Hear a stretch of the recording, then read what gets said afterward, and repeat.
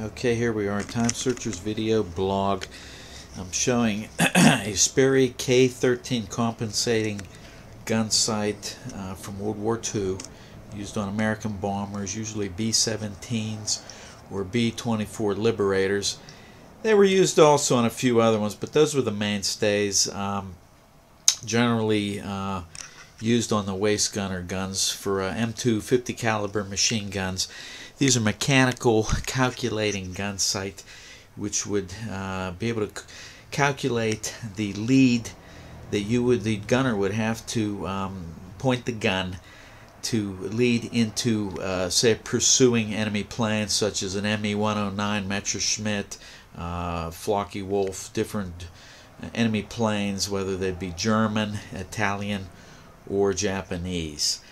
But these were mainstays since they're B-17, B-24s, usually European theater of operations, although they did use them in the Pacific. But what's interesting is this was before the age of the transistor or computer.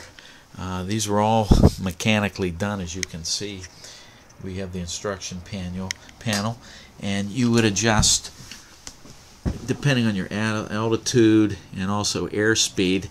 This indicator would go up, and you would twist that and make the adjustment.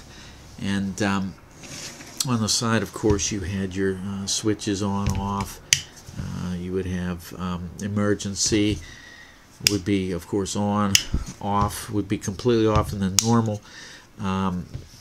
Emergency, I would imagine, would be combat conditions. And of course, you have the other things, knobs here that deal with miles per hour, power to the sight. Here we have the flipping sight there. You can see that's a little fogged with age.